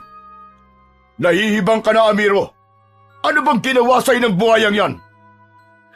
Tignan nyo, Kapitan. Tignan nyo. Kung masama si Lagim, bakit hindi niya ako sinasaktan? Natahimik si Kapitan Renato. Bumaling ang tingin nito kay Lagim. Nagulantang si Amiro nang biglang itinutok nito ang hawak nitong baril kay Lagim. Hindi ko alam kung anong ginawa niya sa'yo, pero isang bagay lang ang sigurado ko. Kung hindi ka lalayo dyan, mapipilitan ako magpapatok. Huwag mo akong subukan, Amiro! Hindi ako aalis dito, Kapitan. Hindi ako aalis hanggat hindi mo nauunawaan na hindi si Lagim ang kaaway natin, kundi ang mga aswang. Nagtagpo ang mga mata ni Amiro at Kapitan Renato hanggang sa naging matalim ang tingin ni Kapitan. Masyado mo akong sinusubukan, Amiro. Matapos nito yung sabihin, ay naramdaman ni Amiro na magpapaputok na si Kapitan Renato. Mabilis na niyakap ni Amiro si Lagim at kasunod nun ay nakarinig siya ng 3 magkakasunod na putok ng baril. Naramdaman niya ang pagtama ng mga bala sa kanyang likod, ngunit hindi man lang yun tumagos sa kanyang katawan. Muling tumingin si Amiro kay Kapitan Renato. Gulat na gulat ang kapitan habang hindi makapaniwalang nakatingin kay Amiro. Paanong hindi ka tinablan ng bala? Anong klaseng demonyo ka, Amiro? Malamang, kasabot ka ng buhayang yan. Kayong dalawa may kagagawa ng lahat ng pagpatay dito. Napamulagat si Amiro sa sinabi ng kapitan. Bago pa siya makapagpaliwanag, ay tumalikod na si Kapitan Renato at mabilis na tumakbo palayo. Kapitan! Kapitan, sandali lang! Magpapaliwanag ako! Mali kayo nang iniisip! Kapitan! Walang inaksayang sandali si Amiro. Agad siyang tumalon mula sa likod ni Lagim at sumisid sa tubig upang habulin ang kapitan. Umahon siya at agad na tumakbo papunta sa direksyong tinakbuhan nito, pero hindi niya na nakita kung saan nagpunta si Kapitan Renato. Bumigat ang dibdib ni Amiro. Kasunod nun ay nanlamig ang mga kamay niya nang maisip niya na hindi magtatagal ay ipagkakalat ni Kapitan Renato sa buong bayan na siya at si Lagim ang may kagagawan ng mga patayan.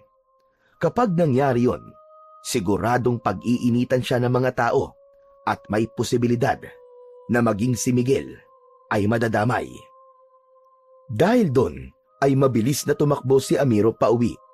Nang makarating siya sa harap ng kanilang bahay, ay agad siyang kumatok ng malakas.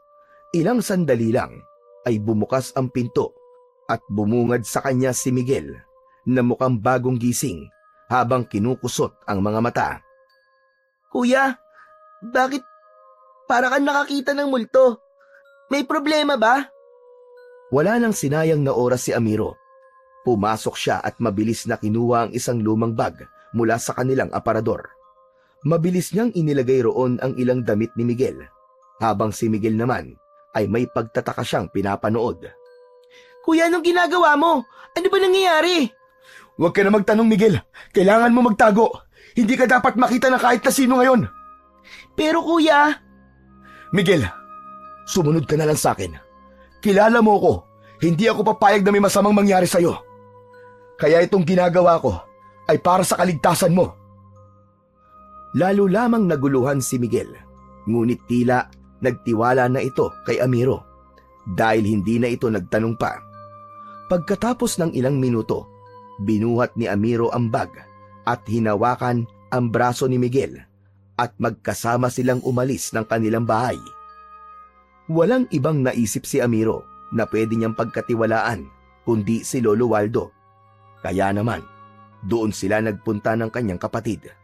Kumatok si Amiro sa pinto ng bahay nito at hindi nagtagal ay bumukas yun. Bumungad ang matandang albularyo na may dalang gasera. Amiro! Aba, anong ginagawa niyo rito ng ganitong oras? Lolo Waldo, maaari bang dito muna si Miguel? Kailangan niya pong magtago. Hindi magiging maganda ang mangyayari sa mga susunod na araw. Ano ba nangyayari? Ipinaliwanag ni Amiro ang lahat. Wala siyang inilihim dito upang mas maunawaan siya nito. Sinabi rin niya na inisip ni Kapitan Renato na kasama siya ni Lagim sa pagpatay sa mga tao kahit wala naman yung katotohanan. Matapos niyang magpaliwanag, ay tumango si Lolo Waldo. Naiintindihan kita, Amiro. Huwag ka mag-alala. Ako ang bahala kay Miguel. Salamat po, Lolo Waldo. Sige po, aalis na ako. Kuya, saan ka pupunta? Lumingon si Amiro sa kanyang kapatid at pilit na ngumiti. Huwag ka mag-alala, Miguel. Kapag natapos na ang lahat ng ito, ay babalik tayo sa normal nating buhay. Basta sa ngayon, sundin mo na lang muna si Lolo Waldo. Mabilis na niyakap ni Amiro si Miguel bago siya tumalikod at mabilis na naglakad pabalik sa gubat. Ang lugar na yun lamang ang naisip niyang lugar na maaari niyang pagdaguan ng pansamantala habang iniisip niya ang susunod niyang hakbang. Simula noon ay nagtago at nanirahan na muna si Amiro sa gubat. Mahirap ang buhay niya roon dahil wala siyang maayos na pagkain at wala siyang masisilungan laban sa ulan at lamig ng gabi. Minsan, nagtitiis siya sa hinog na prutas o sa mga hayop na nahuhuli niya gamit ang patibong. Sa kabila ng lahat, hindi niya naramdaman ang matinding pag-iisa. Lagi niyang kasama si Lagim. Hindi niya noon inisip na darating ang araw na pareho na sila ni Lagim na kailangan magtago mula sa mga tao. Sa bawat araw na lumilipas, unti-unting natutunan ni Amiro ang mabuhay sa gubat.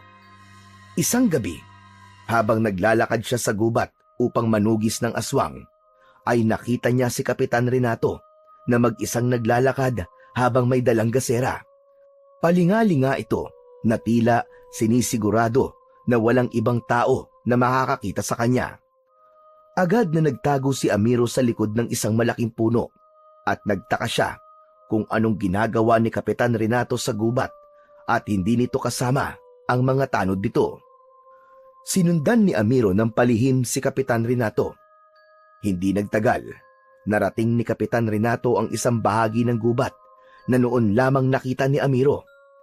Tila isa yung maliit na kuta sa gitna ng kagubatan. Sa paligid naman ng kuta ay may ilang kubol na gawa sa kawayan at anahaw. Ngunit ang nagpatayo ng balahibo ni Amiro ay ang mga nilalang na sumalubong kay Kapitan Renato. Mga aswang ang mga nilalang na yon. Magkakasabay na lumapit sa kapitan ang mga aswang at biglang lumuhod ang mga yon at tinawag pang pinuno ng ilan si Kapitan Renato. Halos hindi makahinga si Amiro sa kanyang nasaksihan at narinig. Doon niya napagtanto na si Kapitan Renato pala ang pinuno ng mga aswang na pumapatay ng mga tao sa kanilang lugar. Maya-maya pa, isang nakakakilabot na pangyayari ang naganap. Unti-unting nagbago ang anyo ni Kapitan Renato. Sa isang kisap mata ay naging isang nakakatakot na aswang ang kanilang kapitan. At mula sa pinagtataguan ni Amiro ay dinig na dinig niya ang pagsasalita ni Kapitan Renato. Malapit na ang hinihintay nating lahat. Sa susunod na kabilugan ng buwan na, sisimulan na natin ang ating pagsalakay sa baryo. Wala tayong gagawin, kundi ang magpakasawa sa laman at dugo ng mga tao. At sa oras na malipol na natin silang lahat, lilipat naman tayo sa ibang lugar upang doon magasik ng lagim. Hindi makapaniwala si Amiro sa kanyang natuklasan. Napagtanto niyang matagal nang pinaplano ni Kapitan Renato ang mga patayan sa kanilang baryo. Isinisisi nito kay Lagim ang lahat upang mapagtakpan ang kasamaan nito. Marahang umatras si Amiro mula sa kanyang pinagtataguan at siniguro niyang hindi siya maririnig ng sinuman. Nang makalayo siya ng bahagya, ay saka siya tumakbo ng mabilis, palayo sa kuta ng mga aswang. Hindi niya lubos maisip na ang totoo pala nilang kalaban ay kasama lang nilang naninirahan sa kanilang baryo at nagpapanggap na may malasakit sa lahat. Kinabukasan ng umaga ay nagtungo si Amiro sa kanilang baryo. May suot siyang isang malapad na salakot upang maitago kahit paano ang kanyang pagkakakilanlan.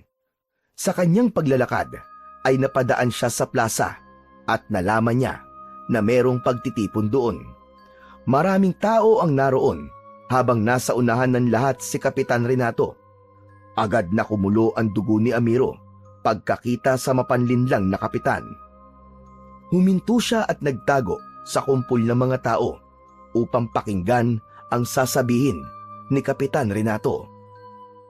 Mga kababayan! Nagtitipon tayo ngayon upang mabigyan ko kayo ng babala. Nalaman ko na hindi lamang ang halimaw na buhay na si Lagim ang dapat nating katakutan dahil meron siyang kasabwat sa lahat ng patayan na nangyayari dito sa ating baryo. Isa sa mga kabaryo natin ang tumutulong kay Lagim upang makapambiktima ng mga inosente. Walang iba kundi si Amiro. Alam ko na marami ang nakakakilala sa inyo sa kanya dahil sa pagiging mangangaso niya. Nagkaroon ng bulong-bulungan ang mga tao sa sinabing yon ni Kapitan Renato, habang si Amiro naman ay nanatiling nakatago at patuloy na nakikinig. Totoo ang narinig niyong lahat.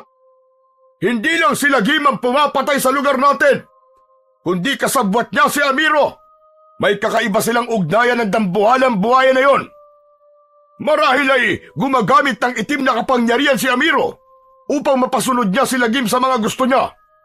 Kaya bilang kapitan niyo na ang tanging nais ay ang inyong kaligtasan, inuutos ko na sa oras na makita niyo si Amiro kahit saan, ay agad niyong huliin at dalhin sa akin. Hindi natin hahayaang mabuhay ang isang taksil sa ating baryo. Nanginig ang buong katawan ni Amiro dahil sa pagpigil niya sa kanyang galit. Halos sumabog ang kanyang dibdib sa matinding pagkapuot. Hindi siya makapaniwala sa kasinungalingan ni Kapitan Renato. Hindi lamang nito itinuro si Lagim bilang salarin, kundi pati siya para lang mailayo ang mga tao sa kung sino talaga ang totoong kalaban. Alam ni Amiro na hindi na siya maaaring magtagal doon. Agad siyang umalis sa kumpul ng mga tao dahil para sa kanya ay sapat na ang kanyang mga narinig. Malalaki ang mga hakbang na bumalik siya sa gubat upang pag-isipan ang susunod niyang hakbang. Naisip ni Amiro na kailangan niya ng wakasan ang kasamaan ni Kapitan Renato at hindi niya na kailangang hintayin ang kabilugan ng buwan. Alam niya na sa gabing yun ay maraming tao ang mamamatay sa kamay ng mga aswang na nagtatago sa gubat. Kinagabihan, lumabas ng gubat si Amiro at matapang siyang nagtungo sa bahay ni Kapitan Renato. Nang nasa tapat na siya ng pinto ng bahay ng kapitan, ay huminga siya ng malalim bago malakas na kumatok sa pinto. Ilang saglit lang ang lumipas bago yun bumukas. Sumilip si Kapitan Renato at halatang nagulat ito nang makita si Amiro. Nilakihan nito ang pagkakabukas ng pinto at matalim na tumingin sa kanya. Anong ginagawa mo sa aking pamamahay, Amiro? Papatayin mo rin ba ako? Gaya ng ginawa niyo ng buhayang yon sa mga naging biktima niyo? Napakagaling mo. Alam ko na ang sikreto mo, Renato. Tigilan mo na ang pagpapanggap mo. Alam kong ikaw ang pinuno ng mga aswang. Kayo ang totoong pumapatay ng mga tao sa baryo natin. Isinisisi mo pa kay Lagim ang pagpatay nyo upang hindi ka mapaghinalaan ng mga tao. Pero ngayon, tapos na ang palabas mo, Renato. Bistado ka na. At ano naman ang balak mong gawin, Amiro? Magsusumbong ka sa mga tao? Sa tingin mo ba, maniniwala sila sa'yo? Ikaw na itinuturing nilang traidor? Hindi ko na kailangan sabihin sa kanila dahil ipapakita ko sa kanila kung sino kan talaga. Bago pa makapagsalita si Kapitan Renato, ay hinablot na ito ni Amiro sa kwelyo ng suot nitong damit. Malakas niya tong hinila palabas ng bahay. Halos mawalan ng balanse ang kapitan. Pero bago pa ito makalabas, isang malakas na suntok ang pinadapo ni Amiro sa mukha nito. Bumagsak ito sa lupa. Tumingala ito kay Amiro at pinunasan ng dugo sa labi nito gamit ang kanyang kamay. Tumayo ng dahan-dahan si Kapitan Renato habang may nakakatakot na ngisi sa kanyang muka. Agad itong nag-anyong aswang at sa isang iglap ay inatake nito si Amiro. Tumayo ito, dahan-dahan at unti-unting nagbago ang anyo. Lumaki ang katawan nito, humaba ang mga kuko at ngipin, at ang mga mata nito ay tila nagbabaga. Mabilis na umatras si Amiro at malakas niya tong sinipa. Pero sinalaglang yun ni Kapitan Renato gamit ang mga braso nito. Muling sumugod si Kapitan Renato at sinubukang sakmalin ang leeg ni Amiro. Agad siyang yumuko at siniko niya ang tagiliran ng aswang. Napangiwi naman si Kapitan Renato nang dahil sa sakit. Mabilis na lumayo si Kapitan Renato kay Amiro at malakas na humalakhak.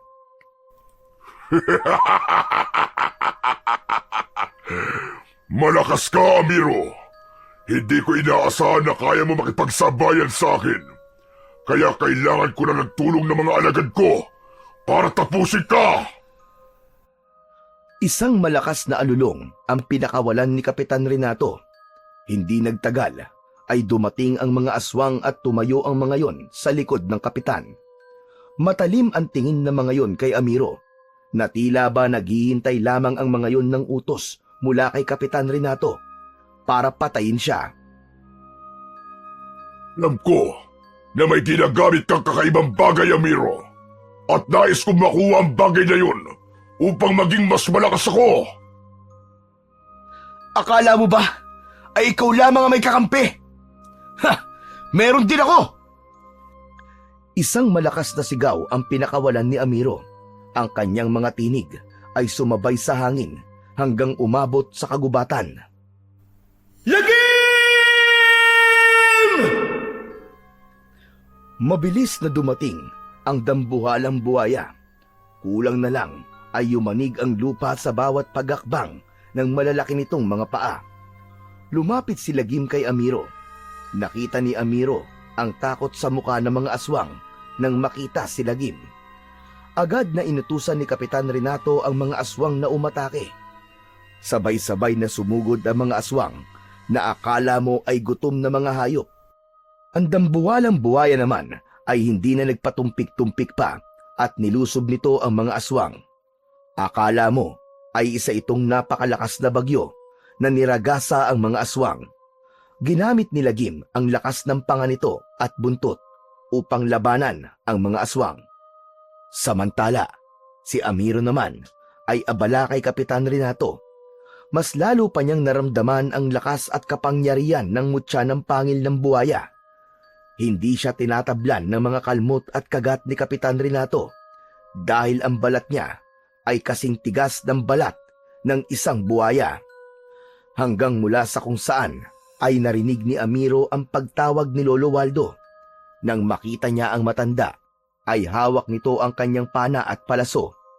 Inihagis nito yon sa kanya at mabilis siyang tumakbo upang saluin ang mga yon.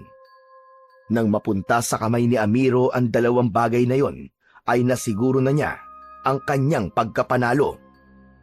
Agad na itinutok ni Amiro ang pana kay Kapitan Renato na akmang sasalakay sa kanya.